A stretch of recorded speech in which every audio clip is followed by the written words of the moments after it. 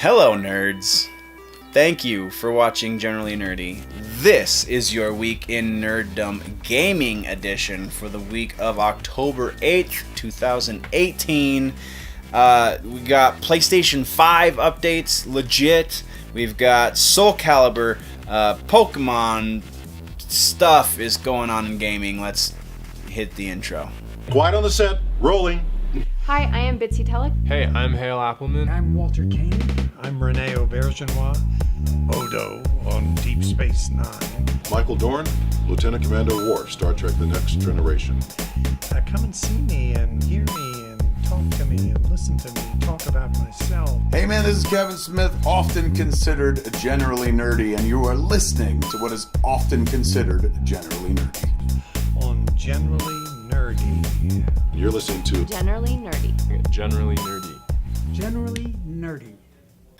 Swinging for the fences right out the gate, guys. We are talking about PlayStation 5, and Sony just filed a patent that seems to imply that they're going for backward compatibility. It's a lot of tech jargon. The gist of it is centered around upgrading software, existing software. So it sounds like they're really taking to heart this backward compatibility thing, because Xbox has been doing it for a long time. They tried it with the 360 to mixed results, but on the Xbox One, it's going gangbusters. They have over 500 titles, and if you already own the game, you don't have to pay for it again, which is a huge deal.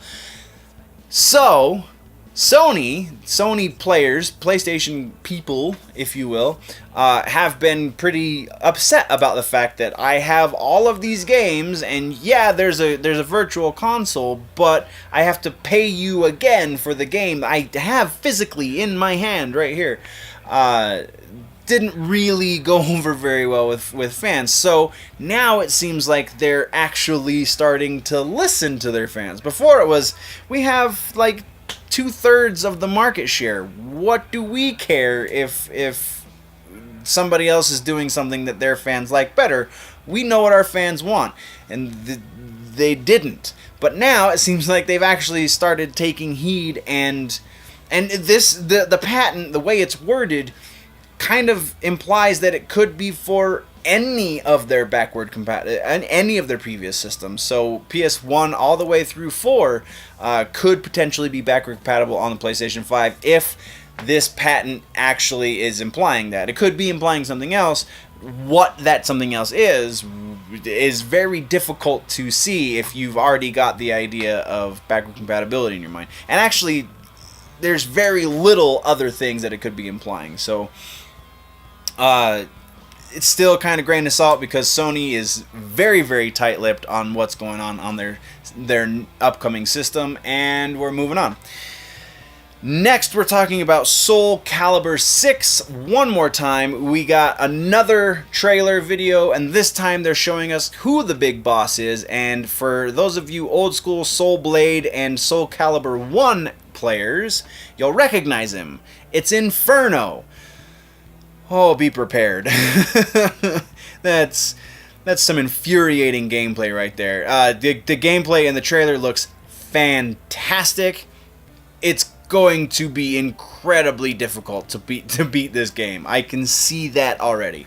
But that's all we've got. There's just a real quick, really awesome bit, because this guy was from both, again, Soul Blade and SoulCalibur 1, and has been spiritually in all of the games since.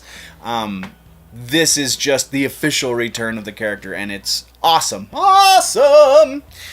Next is Pokemon Go, and this is a pretty interesting one.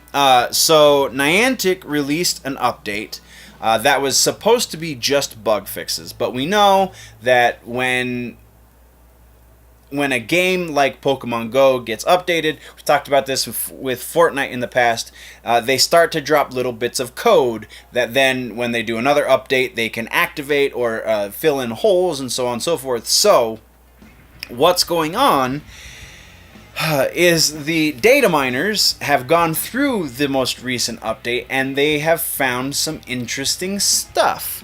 it seems that Niantic is going to be adding 3 new walking goals. So right now there's kind of 2. You have the eggs to hatch, and the only way to hatch the eggs, and you have two different kinds of eggs. The only way to hatch those eggs is to physically move your butt, right? So, and that's 5 kilometers and 10 kilometers depending on the egg. It seems that they're going to be 3 different distance goals that you try for each week, and if you meet one or all 3 of the goals, then that gives you some sort of in-game bonus. So what exactly it is has yet to be seen, and if it actually gets activated, we may never know.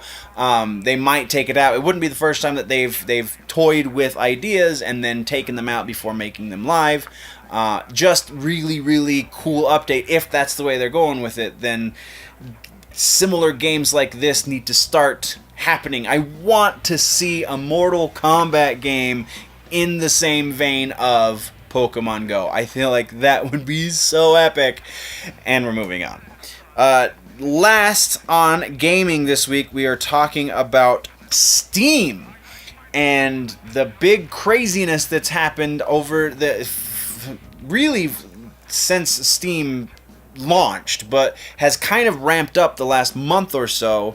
They've taken a bunch of stuff down for violating their terms, and now they've slightly altered their terms of use, and both for users and for game developers, really mostly for game developers, they have taken a neutral stance on games. Games that are blatantly illegal, that support blatant illegal actions, and games that are obviously just there to be trolly, those will be removed. But stuff that people disagree with because it's not politically correct, they are not taking an action against those developers. So the school shooting simulator that came out a few weeks... actually, simulator. Oh, that's such a horrible word for that game. It wasn't even school shooting. It was Columbine, the Columbine game that came out a little while ago.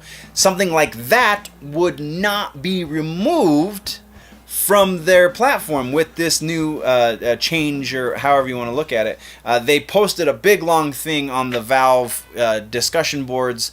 So I'll link to that in the description. You can go read it for yourself. It's pretty lengthy, but this is such a novel idea. More social media platforms should take this stance. Well, we're not morality police. Some of us don't agree with what this person has made. Some of us don't agree with this piece of art. Some of us do agree with this piece of art. And it's the same for consumers of these things. So what they're effectively saying is, by and large, we're going to let the market decide what stays and what people develop and that kind of stuff. It's not us to be morality police. We will only remove things that are blatantly illegal, and good on them. I feel like this is the best way to handle the platform that they have created. There is no better way, aside from just completely opening it up, but that's only the best way on paper. In practice, there's a lot more wrong with that than there should be. But yeah, I'm totally Steam is... if I had time for my computer games, barely have time for my Xbox, crap. But if I had time, I would only play Steam games at this point, just because something like that deserves so much support. That stance is so brilliant that free market, do what you will, let your consumers dictate if it's worth money or not. Go for it. That's awesome. Awesome. And that is where we're ending video games this week, guys. What did I miss? What should we talk about next week? Let me know in the comments down below. If, though, you want to go deeper in the conversation, jump over to the website, generallynerdy.net. That is the place to go, and you can get the social media links, all the freebie stuff, and the links to the stores so you can buy your nerdy swag. Again, that's generallynerdy.net. There's also a Patreon page. Everybody knows how Patreon works. The website... The address for that is patreon.com/generallynerdy. Lowest tier is $1. You get more stuff for that $1, so go check it out, patreon.com/generallynerdy. If you're new to this channel, though, click the subscribe button. If you like this episode, click the like button. If you're falling behind in your nerd news and you want to catch up, click or tap that box right there to the left of my face to do that. But before we go, click boxes and things and look at this beautiful face. Always remember, guys, that if it's generally nerdy, it's probably here.